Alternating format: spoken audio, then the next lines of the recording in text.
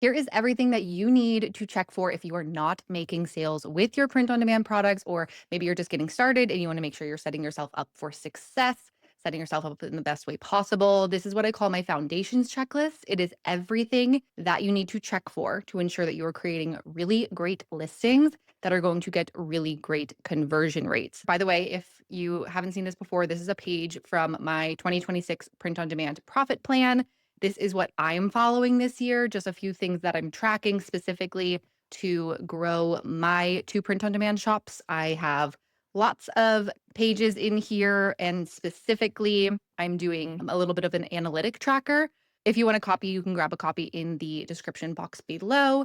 If you are new here, my name is Taylor. I am a top 1% Etsy seller. Specifically, I sell print on demand products on Etsy. Across my two shops, I've sold over $1 million in print on demand products. So I share all types of tips, tricks, strategies, share my analytics, my numbers, how my shops are doing, what I'm learning along the way. So if, of course, any of that interests you, be sure to boop the subscribe button down below so that you do not miss out on any future videos. But let's get right into it. So the things on this checklist, I actually have them divided into a couple different sections. So we're going to talk about designs, listings, SEO, shop slash and branding, product and slash listing volume, and then a little bit of systems and habits. So we're going to start off with designs. The first thing that we want to check off in our shop is that we have at least 25 unique designs for each niche that you are targeting. There has been recently some stir about if you should create a small amount of listings per niche and have a bunch of different niches, or if it's halting your growth to have a ton of different listings in the what I call the plan phase. If you have less than 100 sales and you're just trying to get started or you're just trying to get some momentum in your shop, you need to list quantity in order to test and find out what's going to work for you. Now, I specifically say the number 25 because there is such a thing as excess quantity. You do not need to have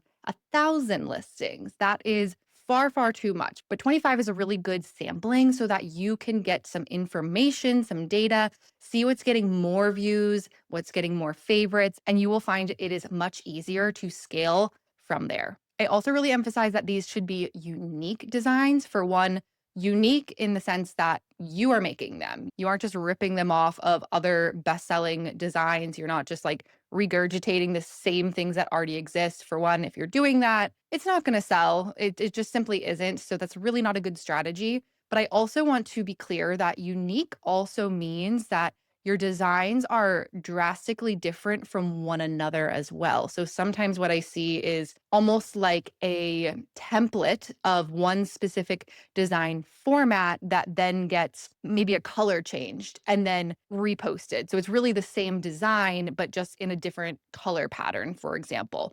That is not what I would consider two unique designs. That's more of an A B test. Once you know a design is working, which is a more advanced scaling strategy and something that I don't recommend even worrying about if you have less than 100 sales. So 25 unique designs. The second thing is that your designs have to be backed by research, not guessing. Really, if you were going into your design software and just coming up with your own creation, I hate to tell you this, but it's typically not going to sell. It's typically not going to work. The thing about designs on Etsy, and especially with print on demand products, is that a lot of the time, it doesn't matter if you're a graphic designer. It doesn't matter if you have, some type of experience with designing. What ends up working most of the time is a lot of the same components and styles. And those kind of shift from time to time. Different types of fonts become more trendy, different patterns become more trendy, but it's not really this whole new concept of a design every single time a new trend comes around. So we want to make sure that we are creating something that's backed by what we can already see is working on Etsy. Little plug, no pressure. But if you're not sure how to do research, you're not sure how to find what's working on Etsy, every single month I do put together a full trend report. It is a paid trend report, so it's $7. You can grab it in the description box below. No pressure at all, but just want to throw that out there in case you're looking for some help with the research department. The third thing for designs is that your designs are easy to understand at a glance. I heard the quote once that a really great design is not when there is nothing more to add, but instead, a really great design is when nothing more can be taken away. And so when you have a design that is over cluttered and you just keep adding and adding and adding and tweaking, it typically ends up missing the mark in some way in the niche that you're targeting. Less is always more, simple scales, fancy fails. All right, now in terms of listings, we have quite a few things here. So, first thing is that each listing clearly shows the product. This is your mock-up images. So you want to make sure that you are using high quality mock-up images. If you are selling anything that involves a human, like apparel items, where you might be having a mock-up that has somebody wearing the item, I would recommend to avoid having faces in it, especially if you are using AI generated mock-ups. I really don't even recommend AI mock-ups in general. They're just not there yet. They don't look realistic enough. I think we're getting close. I think we are getting close to where AI mock-ups can look good. I've seen a couple, but there's far more bad AI mock-ups than there are good ones. So I'm still not on the AI mock-up train. With that being said, you want to make sure that you are investing in high quality mock-ups that don't have a plain white background. Your mock-up, a great way to think about your mock-up is that it is going to convey kind of like an emotional feeling. If you are selling apparel, think about it like when you go into a store, you go into, the mall, you walk into one of your favorite clothing stores and you see that mannequin and you might think, oh my gosh, wow, that looks really cute. I like how they like paired this outfit together. And then you're looking for those pieces in the store. That's kind of what your mock-ups can do. And obviously, you're not putting together like an entire outfit or anything like that, but it gives that same feeling when you have a really cute, high quality mock-up that has, like little things around it, little accessories around it, or it's being styled really cutely on a lifestyle mock-up. So that is something to consider when it comes to your mock-ups. Another thing with your listings, you want to make sure that each listing includes clear color information. So make it very, very clear what the color is that they are looking at in the images that you're presenting. So no matter your product type, you want to make sure that if you have a specific color option that they can choose from, maybe there's a customized element that they can choose a different color of something within the design, within the product, whatever the case may be, when it comes to color info of your product, make sure you have a listing image that includes clear information on that matches what your drop downs look like. So when they're going to select what they're looking to purchase, it's very clear. We don't want to create any friction here. The third is each listing includes size information. This does not just apply to apparel. Yes, I think traditionally we think of sizing information with apparel, but sizing information has to do with anything that you are selling. When it comes to selling something online, it's very hard to get an idea of how big it's going to be or how small it's going to be. For example, mugs, 11 ounce, 15 ounce. What is the ounces for a mug that you are selling? If you have different variations, I feel like those are the most common, 11 and 15 ounces. If you're selling candles, candles are one that I've seen people selling candles, and the candle sizes, there's a 4-ounce version of a candle, which is really, really small. And I've seen people get really bad reviews because the customer is disappointed with how small the candle ended up being. This can happen with any product type. So make sure that you have really good, clear information that they know exactly what is going to arrive at their doorstep. Next thing is each listing highlights key features and benefits. This is just another little marketing selling angle. So, a really easy way to do this, I like to go onto Printify's website and their catalog, and I'll just scroll down for the product type that I'm selling. And you can usually see some of the features and benefits there. I don't add all of them. It doesn't need to be, a lot of information, but just a couple key points. Other thing is that your listing images are unique and your own creations. It does not take entirely long to create your own listing images. And what I recommend is actually creating a listing template. So a lot of times I see people like buying size charts, buying color charts, and then everybody has the same cookie cutter feeling in their listing images. It is good to have your own personal touch in your listing images. Etsy is about handmade sellers and having that personality, having that personal bit to it. We don't want to go overboard. We don't want things to, they need to resonate still with the masses. It shouldn't be like anything super bold and super crazy, but you can create a really simple listing template where you have a size chart that you've made, a color chart that you've made, a listing image that has all of your features and benefits, has all of the information that they need in those listing images. It has similar fonts across it. It has similar colors across it. It looks really cohesive, professional, consistent. That is going to give your shop a much better perceived value. Trust me on this.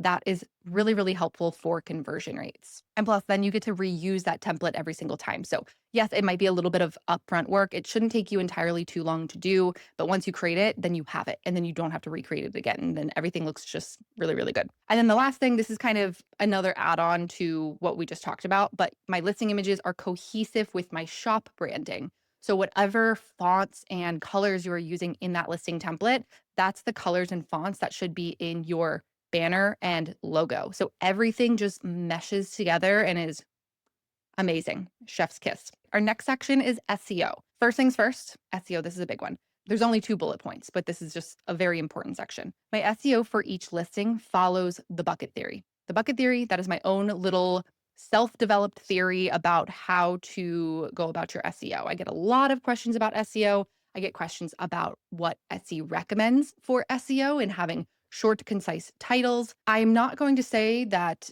I can't say that Etsy doesn't look for those variables that they put out, that they want short titles. But I will say in my experience that Etsy has been saying that they have wanted short titles for the last at least 3 years since I first started selling on Etsy. And I think they've been saying it since even before then as well, but they've been saying it. And maybe it does have some weight. But at the end of the day, Etsy is a business, and Etsy is a business that is in the business of making money. And so, while that might be a factor that holds weight in some type of list of things that they're looking for, at the end of the day, the listings that are selling, the ones that are bringing in revenue and Etsy fees and building their bank account, those are the ones that get prioritized. And you can see that when you look at the search results on Etsy. Occasionally, you might see a listing that has that shorter title that it seems like they recommended recently, but majority of listings do not. A majority of listings that are still on that first page of search have longer titles. What is being shown on the first page of search results until it exactly matches what Etsy says that they want to see. And I see Etsy rewarding that by putting those things on the first page of search results, then I'm always going to take it with a grain of salt. That's my personal opinion. So with that being said, I follow my own little bucket theory for SEO. It's what's worked for me. It's what's gotten my shops to the point where they are today. It works really, really well. It's been working for students inside of my community really, really well. They're seeing growth incredibly fast by actually following it to a T. I do have a video on my channel. I will link it up above for you to check out, and that will walk you through exactly how it works. And then the next thing is that every keyword in my title is backed by search volume and competition data. If you are following the bucket theory, this is inevitably going to happen. You are going to have keyword research done, and you are going to have keywords in your title and your tags that are backed by research. So just follow that and you will be good to go with your SEO. The next section, shop branding. This is going to feel very familiar to what we just talked about with listing images because it kind of goes hand in hand. But first thing, we use a neutral color palette that looks clean, professional. This is not the time to use drastically bold, crazy colors. If you have a very specific niche shop and there's maybe a specific style that works for that niche, like a specific color palette, font style that just kind of speaks to that customer base, then absolutely that makes sense. But if you have a more general shop, you're selling listings towards a bunch of different types of people, the safest route to go is just neutral, simple colors that are just going to look professional and give you a high perceived value, earn that trust, get higher conversions. I use no more than 2 to 3 legible fonts across my shop branding. We want to make sure that we only have a few very simple fonts.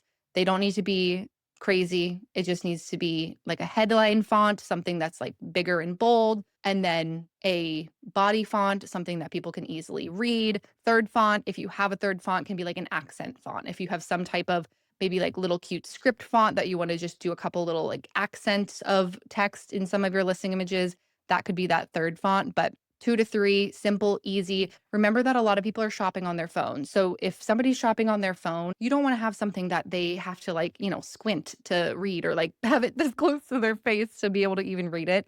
So make sure that they can understand exactly what your listings say. With your text on your listing images, depending on, of course, the background color, for the most part, if you're going neutral and like a light neutral background color for a lot of your listing images, you're going to want to just use a simple dark font, whether it's like a dark brown, dark black, a dark blue, something like that, that is going to have some contrast so it's easy to read. Third, my branding is created for the customer, not for me. If you love hot pink, then that's great for you.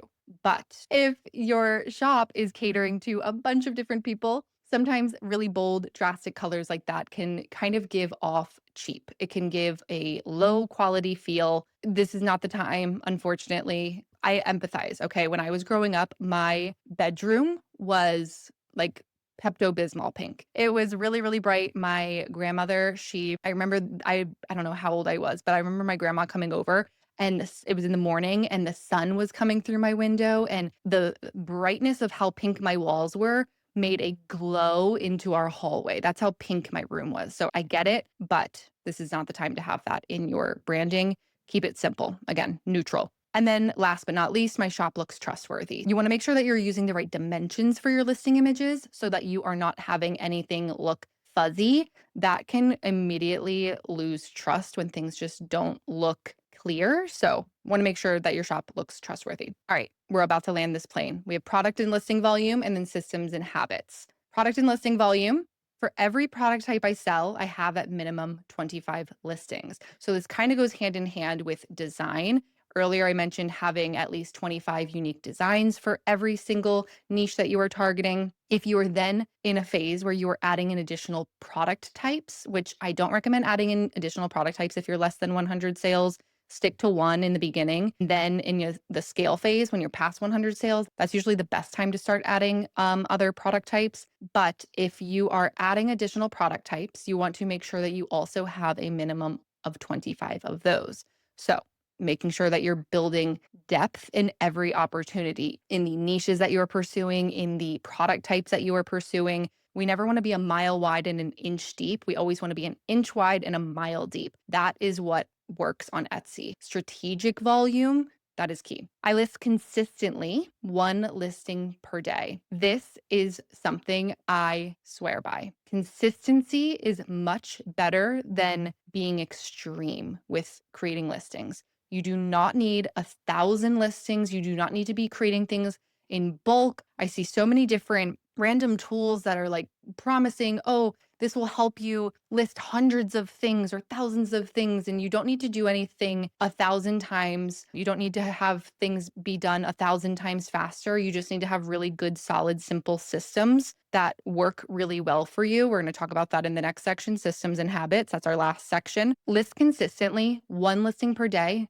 nothing more, nothing less. That is truly the key. You're able to analyze how your listings are performing as you are moving along when you do it that way. Just to create a bunch of listings in one day, they are all going to be created at the same level of quality. And then the next day, you're going to look at those listings differently than when you created them. You are going to learn more and grow faster by creating less and learning as you go. That I swear by. All right, systems and habits, 4 things. First, I review my shop analytics weekly. You do not need to be refreshing your stats every single day. Pop in once a week, look and see what's getting views, if anything's getting favorites, and focus in on what is leading to those views and favorites. What keywords are you being found for?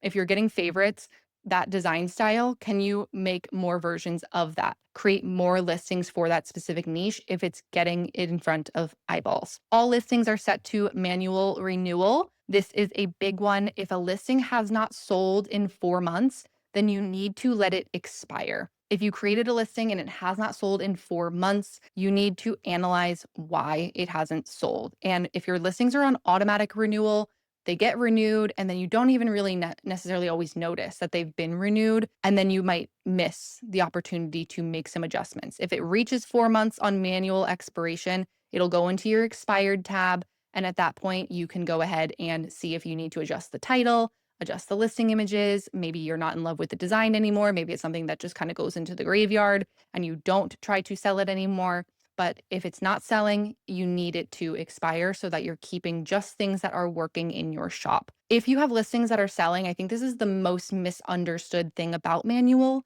expiration or manual renewal. If your listings are selling, they're not going to expire. When you sell a listing, it actually automatically renews. So if it's selling, it's never going to expire. The only things that will expire are the things that are not selling. So it's kind of like this perfect little self cleaning system to get listings that aren't selling out of your shop into your expired tab. And at that point, you can analyze them and figure out if you need to change something up with them, dissect why they aren't working, or maybe you look at them again. Maybe it's a design thing. I personally, sometimes I go into my expired tab and I see designs that I created that I'm just thinking, maybe that's not the one. And we just part ways, delete, and go on. All right, two more. I do not make any changes to a listing unless it has expired. This is very important. I can't tell you how many times I've had listings that I've created and they don't have any sign of life until they're about to expire. Let them run their course. Every time you make a tweak, you are basically sending that listing back into what I'll call the learning phase, and it can kind of reset the listing in some way. So don't make any changes.